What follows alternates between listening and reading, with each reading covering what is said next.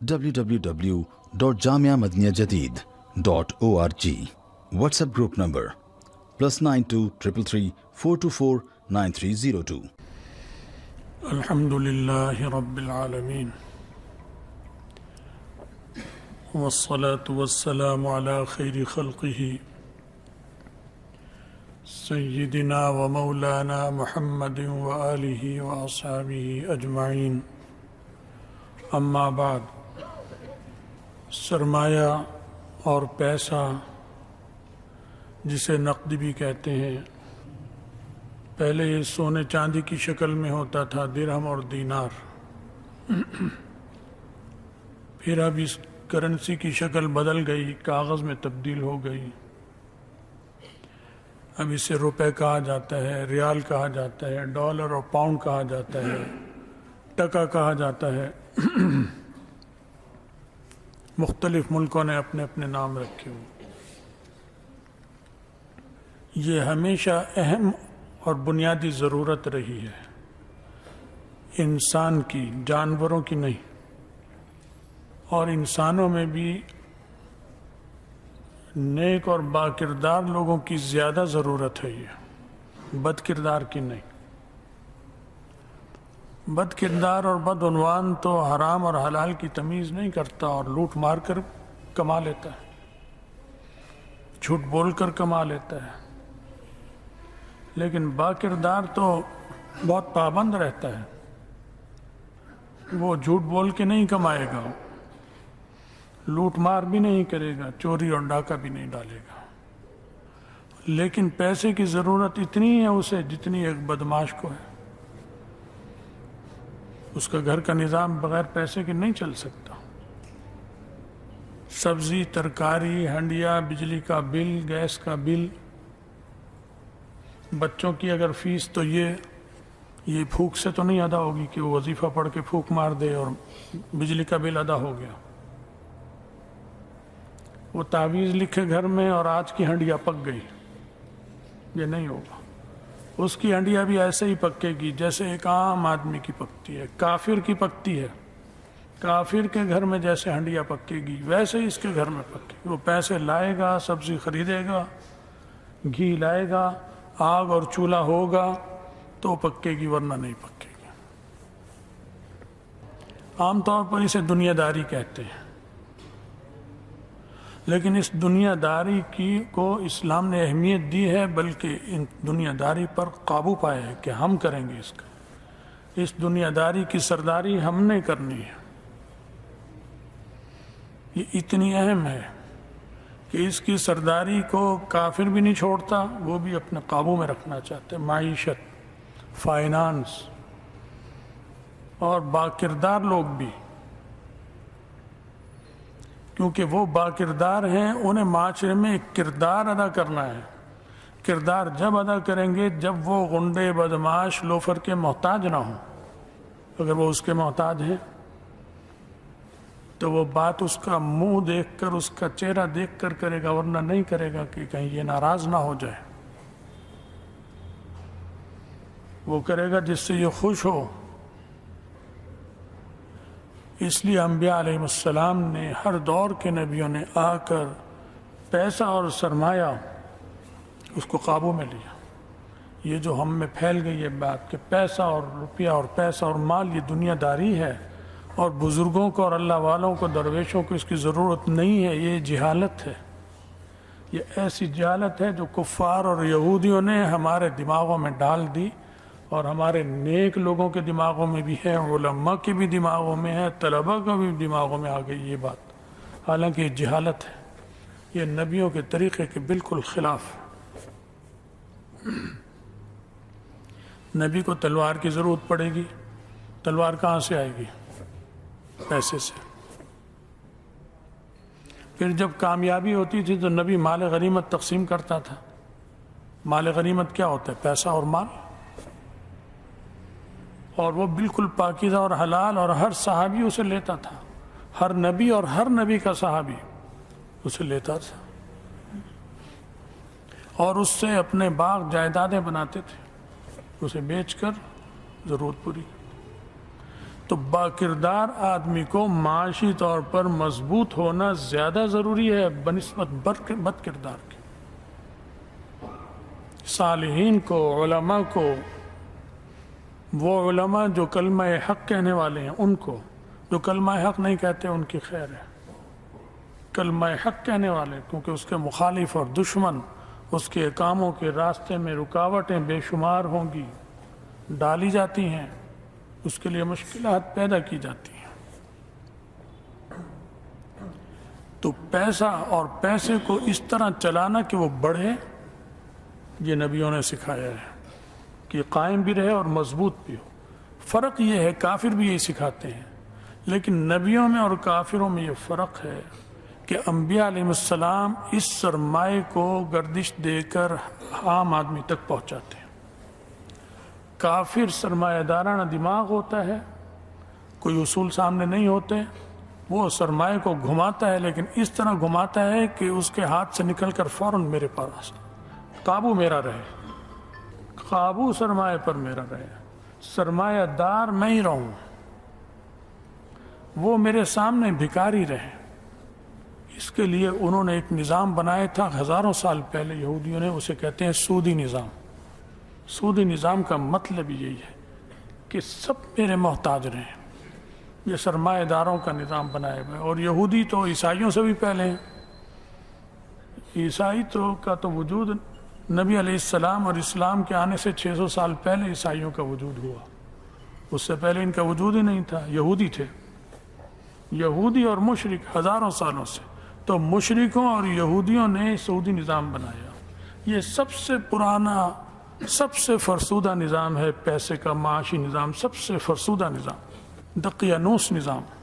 یہ دقیانوسی نظام کو اپنے میڈیا، اپنے پروپیگنڈے کے زور پر انہوں نے ہمارے بے وقوفوں کو، برا لگے گا بہت لوگوں کو، جتنی کالج یونیورسٹیوں کی پیداوار ہے بے وقوف ہیں بھائی، برا نہ ماننا، کیونکہ وہ انہیں بتاتے ہیں کہ ہم جدید دور سے ہیں، لہذا ہمارے جدید تقاضے ہیں، اور وہ پرانی فرسودہ چیز کو انہوں نے چاندی کے ورق لگا کر پیش کر دیا ہمارے طالب علموں کو، ہمارے پروفیسروں کو، ہمارے پی ایچ ڈی ماہرین کو، ہمارے معاشی اقتصادی ماہرین کو، اور وہ اسی فرسودہ چیز کو جدید کہہ کر ہمیں بھی، خود بھی بیوقوف بنے ہوئے، اپنے عوام اور ملک کو، قوم کو بیوقوف بنا کر تباہ و برباد کر رہے ہیں۔ سب سے فرسودہ نظام ہے یہ سودی نظام، جدید نہیں ہے۔ جدید تقاضے، جدید، کئی دنیا کے جدید ملک ایسے ہیں کہ ان کے بینک میں سود صفر ہے، شرح سود صفر ہے، یہ نہیں ہے ہی نہیں، اور ہم سے مستحکم ہے وہ، ہم تو کچھ بھی نہیں، ہم تو مستحکم کا پہلا درجہ بھی نہیں ہے، نیچے جا رہے ہیں۔ مستحکم تو تب شروع ہوگا جب نیچے جانے کا عمل رکے، یہاں ٹھہر جائیں، ٹھہریں گے کچھ عرصے، پھر یہ بلندی شروع ہوگی۔ تو جب نیچے جا رہے ہیں تو ہم تو پہلا درجہ بھی نہیں ہے ہمارا، نیچے پستی کی طرف جا رہے ہیں۔ اس فرسودہ نظام کو جسے ہم جدید جدید جدید جدید کہتے ہیں، 70 سال سے ہم آزاد ہونے کے باوجود آزاد نہیں ہوئے، جھوٹ بولتے ہیں سب، یہ نظام اسی طرح مسلط ہے۔ برطانیہ میں بھی ہے، کیونکہ وہاں جاگیردار موجود ہے، جاگیردار سرمایہ دارانہ نظام ہے، وہاں بھی یہی ہے، لیکن پھر وہ اپنی رعیت پر ہم سے زیادہ کچھ ترس کھاتے ہیں، ہمارے ہاں تو ترس ہی نہیں ہے۔ اس لیے انہوں نے ایک ایسا بنایا کہ قوت خرید عام آدمی کی ایسی نہ ہو کہ اس کی کمر ٹوٹ جائے، وہ باقی رہے، اپنے عوام کے لیے سوچتے ہیں۔ ہمارے ہاں تو یہ بھی نہیں ہے، ہم تو کہتے ہیں قوت خرید رہے نہ رہے، نچوڑے جاؤ ان کو۔ تو یہ فرسودہ نظام ہے۔ میں نے بات لمبی ہو گئی، یہ کہنا چاہتا ہوں کہ پرسوں تقریر کی ہے اسحاق ڈار نے، جو آج کی اس حکومت کے وزیر خزانہ ہیں، جو اس سے پہلے بھی وزیر خزانہ رہے ہیں۔ وہ تقریر میں باتیں تو اچھی ہیں کہ ہم سودی نظام کو ختم کریں گے اور آہستہ آہستہ ہم غیر سودی نظام لائیں گے۔ سچ تو یہ ہے کہ یہ آہستہ آہستہ ہونے والی چیز نہیں ہے، یہ ایک آرڈر سے ہونے والی چیز ہے کہ فلاں تاریخ سے 1.5 مہینے 2 مہینے 3 مہینے بعد اس تاریخ کو سودی نظام ختم اور غیر سودی نظام شروع ہوگا۔ یہ اس طرح کی چیز، آہستہ آہستہ کی چیز کا مطلب دھوکہ دینا، بے وقوف بنانا ہے۔ بالٹی میں پانی میں آپ کی بالٹی میں پیشاب کے چند قطرے گر جائیں، آپ کہیں میں اسے آہستہ آہستہ پاک کر دوں گا، یہ آہستہ آہستہ پاک ہوگا؟ یہ کیسے ہوگا آہستہ آہستہ پاک؟ یہ تو سارا پھینک کر نہیں بھرنی پڑے گی تو یہ پاک ہوگا۔ جس سیکنڈ جس منٹ میں اسے خالی کر کے منڈے لیں گے اور جس سیکنڈ میں اسے بھر دیں گے، اب کہیں گے یہ بدل گیا نظام۔ لیکن اگر کہیں آہستہ آہستہ اسے میں کر دوں گا، کبھی نہیں ہوگا قیامت تک، وہ ناپاک ہی رہے گا۔ یہ حکومتیں ڈار کی ہوں یا کسی کی ہوں، یہ سب آج تک عوام کو بے وقوف بناتے رہے۔